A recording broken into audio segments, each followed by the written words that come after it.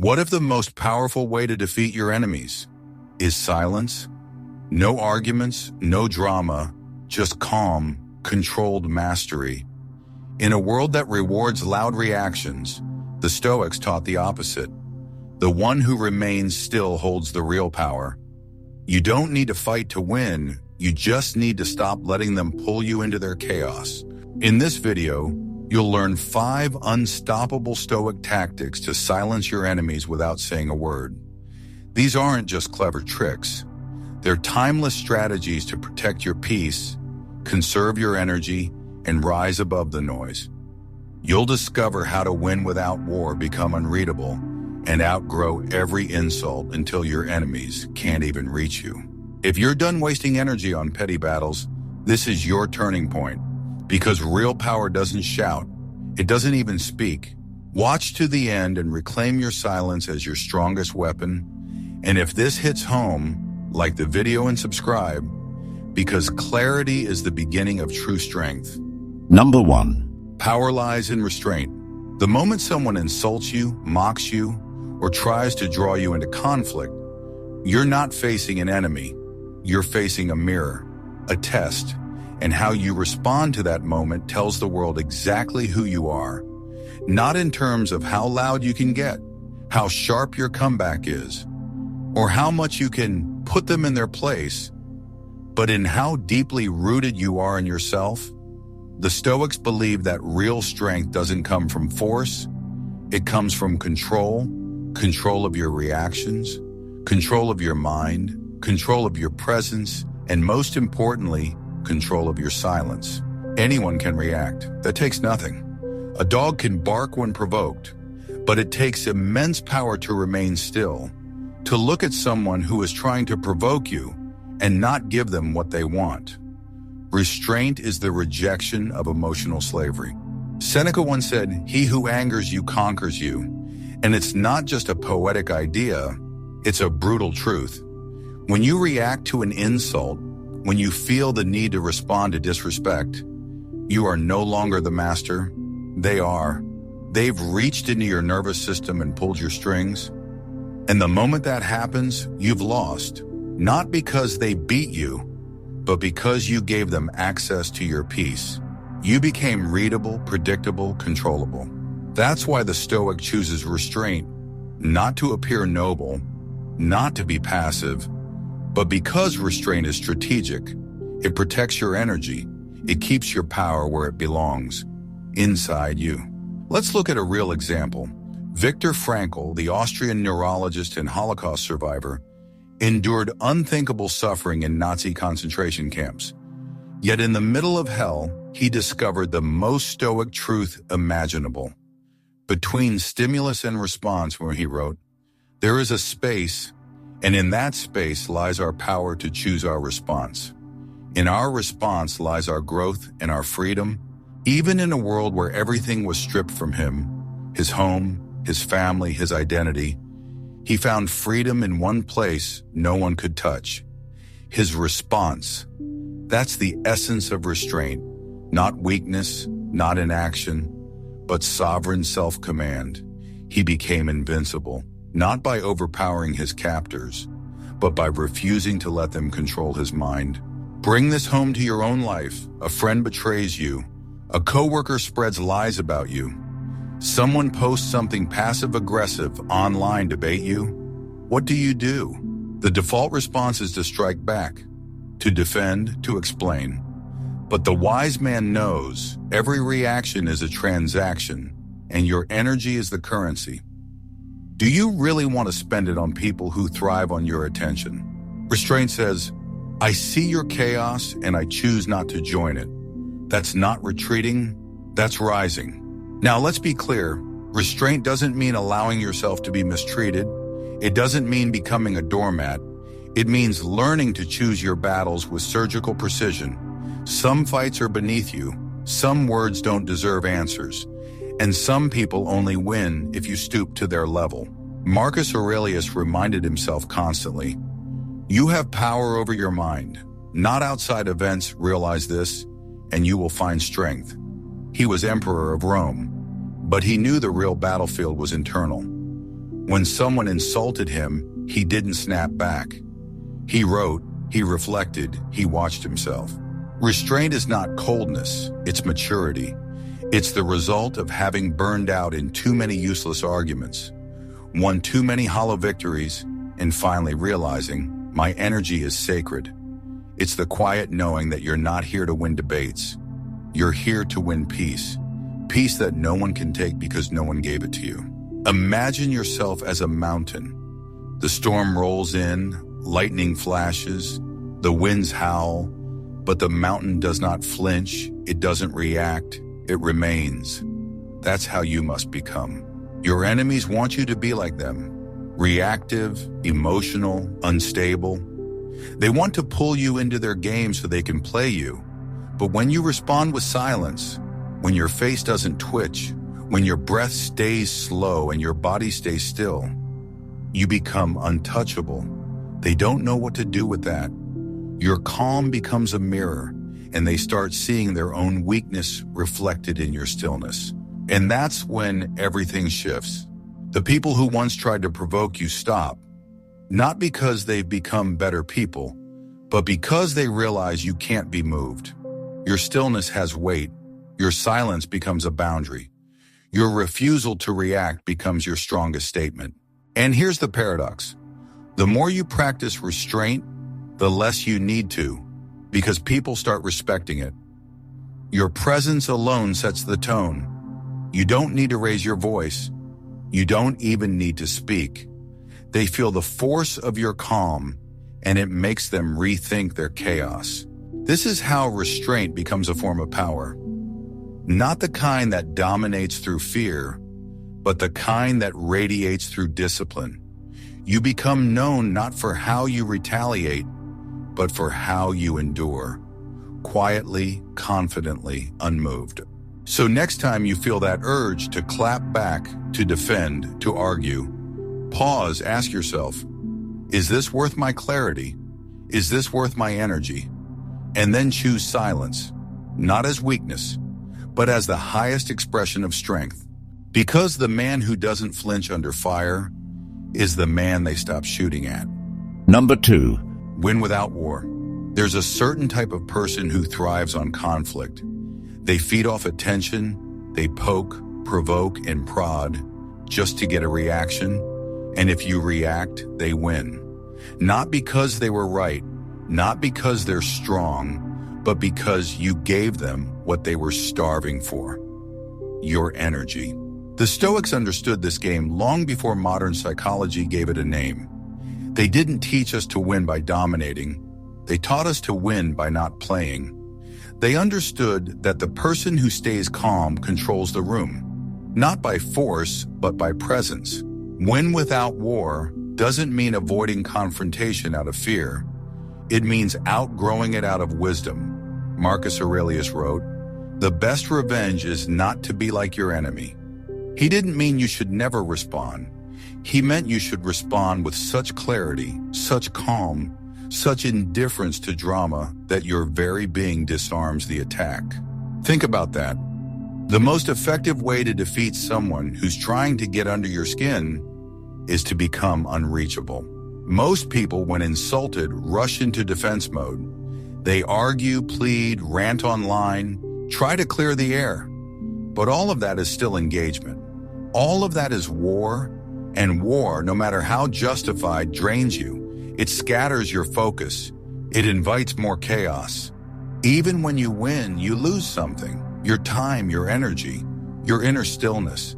The Stoic doesn't enter every battle he's invited to. He observes, he evaluates, and often he chooses silence. Not because he is weak, but because he understands something deeper. When you walk away from pettiness, you rise above it. Consider this. When you step into a petty argument, you reduce yourself. You lower your vibration. You give your peace away to someone who hasn't earned the right to hold it. But when you remain calm, when you pause, when you don't explain, you shift the entire dynamic. You don't just leave the battlefield, you make it irrelevant. Let's take a real-world example. Oprah Winfrey, one of the most influential voices in modern media, was publicly mocked by a fellow host early in her career. He ridiculed her appearance, her voice, her name. She could have fired back.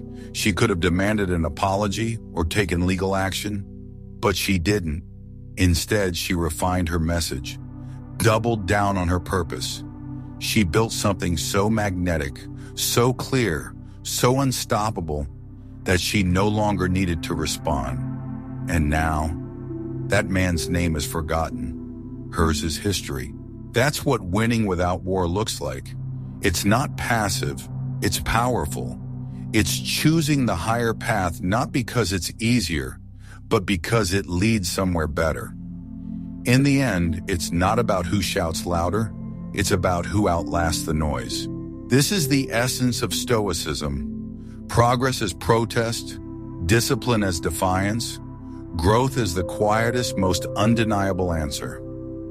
You don't argue with small minds, you rise so far above them, they're forced to talk to themselves.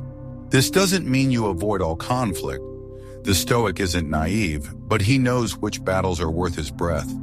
He knows that silence used wisely is louder than rage, that walking away can sometimes echo louder than shouting back. Instead of reacting, redirect. Instead of defending, deliver results. Instead of shouting, sharpen your focus. Instead of proving your worth, live it so clearly that even your critics end up quoting you. Now, let's take this deeper. When someone tries to hurt you, discredit you, or pull you into emotional chaos, ask yourself, what do they want? Often it's not truth, it's attention, it's power. And when you argue with them, you give them both. You validate their strategy, you confirm their importance. But when you choose not to engage, when you stay grounded, they're left exposed, arguing with the wind. This tactic also dismantles manipulation. Some people wrap control in kindness. They ask loaded questions, use guilt as a leash, push buttons disguised as concern. But when you pause, when you observe, when you refuse to play along, you regain control. You don't owe everyone an answer. You don't need to justify your peace. The Stoic trains himself to spot the game and walk off the board. And here's what happens when you do. People notice. Your presence becomes heavier. Your silence becomes sharper. Your peace becomes a kind of warning. Don't bring nonsense here. It won't survive. Because real strength doesn't announce itself. It doesn't need to. It's felt in how you hold your gaze, in how you stay calm, in how you respond without reacting. That kind of presence breaks people without a word. So when they bait you, pause. When they post about you, pause. When they try to provoke you, pause. And then smile, walk away, build something greater. Let them drown in the silence they created. You're not here to prove them wrong. You're here to make them irrelevant. The real victory isn't public applause. It's inner peace. The kind that can't be shaken by gossip, drama, or petty attacks. That's what makes you untouchable. That's what makes you free. And above all, that's what makes you quietly, unmistakably dangerous. So let your life be your reply. Let your discipline be your rebuttal. Let your stillness be your defense. And one day when they look back and ask, why didn't he fight me? They'll realize you were never playing their game to begin with. Number 3. Don't pick up the poison. Imagine someone walking up to you and handing you a glass of poison. They look you in the eyes and say, here, drink this. Would you take it? Would you say thank you and swallow it down? Of course not. But people do this every day, emotionally. Every insult, every act of passive aggression, every cruel comment disguised as concern is an offer, a toxic gift. And the moment you accept it, by reacting, by absorbing, by internalizing, you've picked up the poison. The Stoics taught us something radical. You don't have to accept what is offered to you. If someone hands you their anger, their judgment, their bitterness, you can decline it, not with words, not with defiance, but with detachment. Epictetus put it this way: if someone succeeds in provoking you, realize that your mind is complicit in the provocation.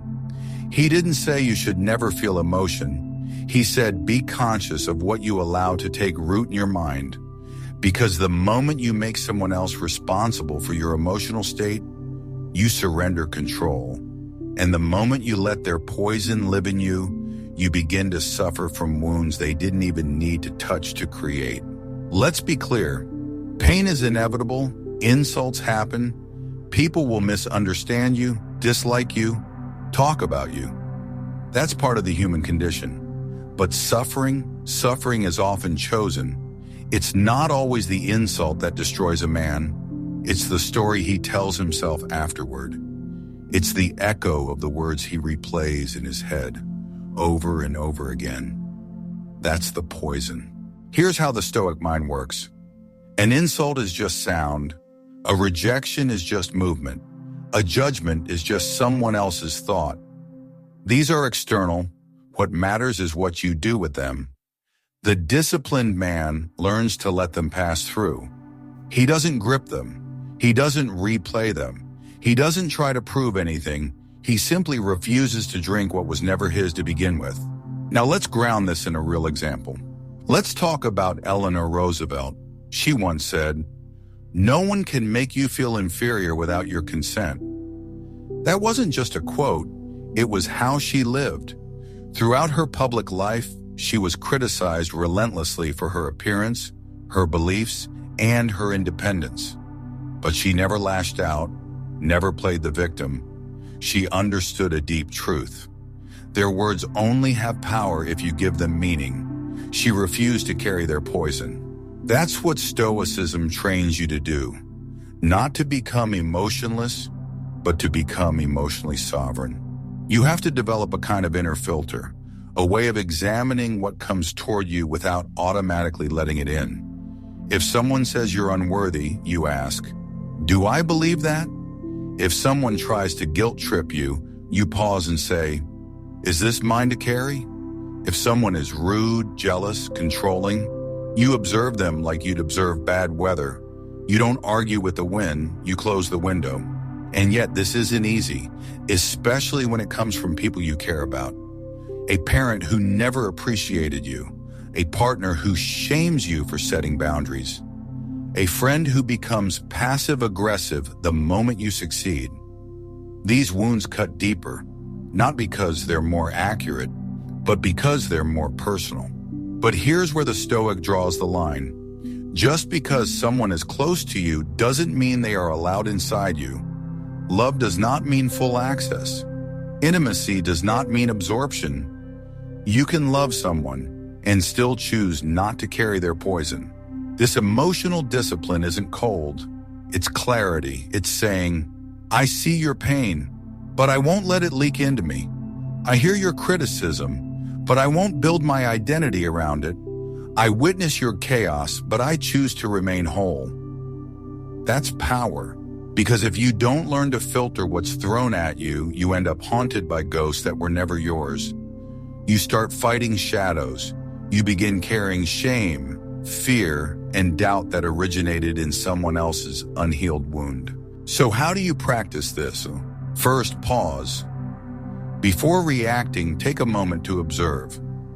What did they actually say? What is it bringing up in you? The insult is external, but your reaction is internal. Most people skip this space. The Stoic lives in it. Second, remind yourself that opinions are not truths. Just because someone says you're selfish, fake, or weak doesn't make it so.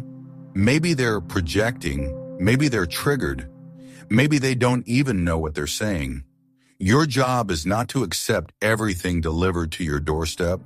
Your job is to decide what enters your home. Third, refocus. Return your energy to what builds you. Let their bitterness become fuel for your clarity. Let their misunderstanding sharpen your self-understanding. Let their rejection redirect you to deeper alignment. This is what it means to alchemize poison into peace. Think of it like this. You're walking through a garden. Along the way, some people throw dirt at you. You could stop, Pick up the dirt, smear it on your clothes, complain about how unfair it is, or you could keep walking, let the rain wash it away, let time clean what doesn't belong, because you know where you're going, and the dirt was never the destination. In time, the people who threw it will look up and see that you've bloomed, not in spite of their hate, but because you refuse to carry it. Don't pick up the poison. That's how you remain free. Number 4. Be unreadable, be untouchable. If people can read you, they can reach you, and if they can reach you, they can rattle you. The truth is, predictability makes you vulnerable, not just to manipulation, but to emotional disturbance. Every time you react the same way to provocation, you reveal your wiring, you show your blueprint, and once they know which button triggers you, they'll press it over and over, just to watch you break. But when you become unreadable, you become untouchable. The Stoics didn't just preach silence, they practiced strategic opacity. They understood that real power is often hidden, not in being mysterious for mystery's sake, but in guarding your emotional responses like sacred ground. Seneca once wrote, "No one can rule over you if you are not disturbed by your own thoughts." The key word there, your own. People may try to provoke you, lie to you, flatter or insult you. But if your internal compass stays still, they're left guessing. And guessing is weakness. Let's make this real. Have you ever met someone who, no matter what is said around them, remains composed? You can't tell if they're offended, you don't know if they're impressed. They listen, they observe, and even when they speak, they reveal only what's necessary. There's a strange magnetic power to that. You feel their presence, but you can't grasp their center. That's Stoic unreadability, and it's one of the most underrated forms of self-defense. Now contrast that with the average person online. Someone posts a vague comment and they lash out. Someone disagrees with their view and they spiral into emotional essays. Their emotions leak everywhere, into text, tone, posture. They're an open book written in all caps. And worst of all, they believe that transparency equals strength. But the Stoic knows better. Marcus Aurelius kept a private journal, not to share his vulnerability with the world, but to train it in silence. He wrote, rewrote, reflected, not to perform strength, but to refine it. He didn't need the world to validate his pain or applaud his restraint. He was training for unreadability, because when you stop broadcasting every wave that moves through your mind, you start to command the sea. Let's turn to a modern figure, Keanu Reeves. For decades, he's remained a public mystery, kind, professional, centered, but deeply private. People try to get a reaction from him through rumors, tragedy, even mockery. But he never bites, never retaliates, never overshares. And that unreadability over time became a shield. It didn't make him less human. It made him harder to exploit. It made him unshakable. You see, being unreadable isn't about pretending nothing affects you. It's about choosing what deserves access to your emotions and what doesn't. You don't owe your reactions to everyone who demands them. You don't have to explain your silence, your plans, your process. The more you speak, the more they study you. The more they study you, the more they prepare to use it. But when you become unreadable, you rob them of the script. This is why the Stoic isn't quick to respond. He delays, not out of fear, but out of wisdom. He lets silence answer first. He pauses to observe. What are they really saying? Why now? What's their motive? And most importantly, what outcome do they want from me? The moment you stop responding automatically, you become unpredictable. And unpredictability is power. It disorients manipulators. It confuses narcissists. It exhausts gossips because they can't feed on what they can't read. So how do you become unreadable? Start with your face. Practice neutrality. Not deadness, but calm presence. When someone insults you, try not to flinch. When someone flatters you, don't glow, Let your expression remain steady, unbothered. You're not cold, you're controlled. Next, limit what you share. People overshare because they crave connection, but connection without discretion is exposure. Share selectively, speak purposefully. If someone doesn't need to know, let them wonder. Then guard your emotional language. Instead of saying, "I'm so hurt," say, "I need space." Instead of saying, "I'm angry," say, "I've noted the situation." You're not suppressing emotion. You're elevating the frame. You're choosing clarity over catharsis. This isn't about being fake. It's about being sovereign. About not letting your emotions become community property. About not living in reaction mode, where the world pokes and you twitch. And yet this doesn't mean you close off. The Stoic isn't stone. He feels, he loves, he cares, but he does so on his terms. His emotional expression is chosen, not extracted, and that paradoxically makes his care more real. Unreadability is not isolation, it's insulation. It's a conscious decision to reveal only what strengthens you, and to withhold what others would use to weaken you. Because once you become fully legible, you become easy to manipulate. Once they know your insecurities, your buttons, your emotional language, they can stage a performance, they can feign guilt, fake crisis, use nostalgia, mimic support, just to enter your mind and rearrange your beliefs. But when you keep your internal world guarded, they're left on the outside looking in. Here's the final truth. You don't need to be known to be powerful. You don't need to be loud to be heard. You don't need to be seen to make an impact. The most dangerous man in the room is not the one shouting, it's the one sitting in silence. Unreadable, untouchable, and fully in control. So train yourself not just to speak well, but to speak less. Not just to express, but to restrain. Not just to show strength, but to withhold it until it matters most. Let them guess, let them wonder, let them project. Because the moment they think they figured you out, change the pattern. You are not a story for others to write. You are a cipher, and only those who've earned your truth should be allowed to read even a sentence of you. Number 5. Outgrow the noise. You don't silence your enemies by shouting over them. You silence them by rising so far above their level that your success renders their voice irrelevant. In the Stoic view, the highest revenge is not revenge at all. It's transcendence. It's refusing to stay trapped in the same emotional arena where petty minds throw insults like weapons in drama is mistaken for power. As Marcus Aurelius said, the best revenge is not to be like your enemy.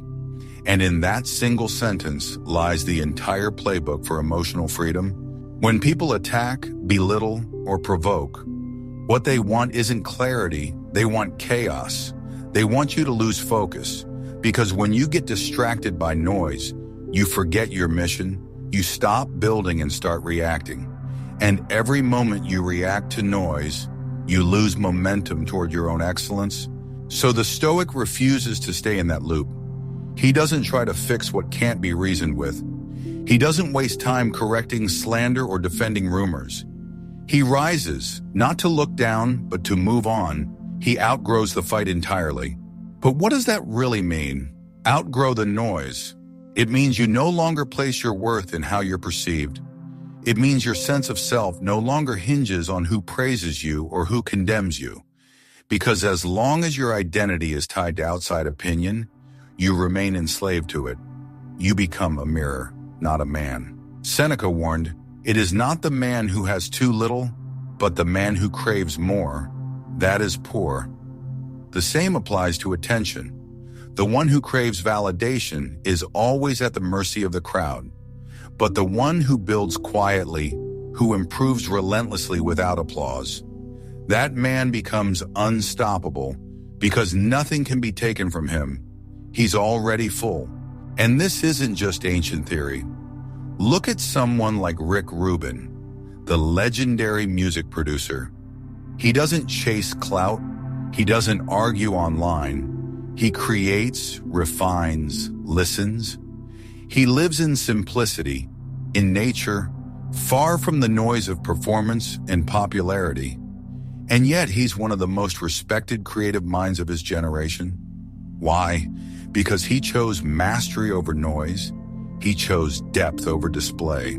So what does that look like for you? It means getting quiet, not because you're defeated, but because you're working, because you've chosen your lane, because your energy is no longer spent in petty debates, comment wars, or trying to convince people who've already decided not to understand you. The Stoic doesn't need to be understood. He needs to be clear with himself. It means shifting the question from, how do I make them stop, to what am I building that will make them irrelevant? You don't stop gossip by addressing it. You stop it by becoming undeniable. When you're too focused, too disciplined, too far ahead, the noise dies out, not because it vanished, but because you stopped tuning in. Epictetus said, if someone succeeds in provoking you, realize that your mind is complicit in the provocation. That's a brutal truth. It means the chaos outside can't touch you unless you allow it. So the work is not out there. It's in here. It's in protecting your focus like a fortress. It's in nourishing your time like a fire that only accepts worthy fuel. And here's the shift. Every time someone tries to drag you into drama, see it as a test, not a test of strength, but of clarity. Will you fall for the bait, or will you grow beyond the reach of their hooks? The person who wins the argument isn't the one with the sharpest comeback. It's the one who didn't show up to the argument in the first place, who was too busy mastering their craft, healing their wounds, expanding their vision. That's what Stoicism demands. Elevation, not confrontation. There's a moment in every man's life when he realizes he no longer has to fight back, because the fight was never the point. The point was always freedom, and freedom comes not from domination, but detachment. From saying, I see the noise, I hear the noise, but I am not the noise. Even Christ, when ridiculed and mocked, chose silence, not weakness, strength, the kind of strength that doesn't flinch, doesn't explain, doesn't defend, because real truth doesn't argue, it simply endures. That's the energy of outgrowing the noise. You start walking differently, talking less, moving cleaner. Your life becomes so aligned, so disciplined, so grounded, that people stop trying to throw stones, not because they've changed, but because you have, and now they can't reach you. So if you feel misunderstood, good. That's proof you're not broadcasting every inner shift for external approval. If you feel distant from those who once provoked you, better, that means you're rising. If you feel like you're too focused to care about their opinions, you're already winning. Because when you finally stop reacting, you start creating, and the man who creates, who refines, who works in silence, he doesn't need to fight his enemies. He eclipses them, not by force, but by focus. So outgrow the noise. Rise to where their words don't echo. Build so high that their games no longer reach the level you live on. Let your silence become louder than their slander. Let your growth do all the speaking. Because at the end of the day, your greatest weapon isn't rage. It's progress. And nothing confuses your enemies more than the man they can no longer provoke, because he's too far ahead to turn around. You don't win by noise. You win by silence, by discipline, by becoming untouchable from the inside out. Your greatest power has never been in what you say back. It's in what you no longer respond to. The Stoic doesn't chase revenge, attention, or even validation. He chases alignment, and the more aligned he becomes, the less the world can shake him. So remember, when you stop reacting, they lose their power. When you walk away, they lose their grip. And when you rise without explanation, they lose their access. Thank you for walking this path of clarity, not chaos. If this message grounded you, if it reminded you of who you are becoming, don't forget to like, subscribe, and share this with someone who needs it. We're not here to fight battles. We're here to outgrow them. Until next time, stay calm, stay focused, and walk like a man who can no longer be provoked.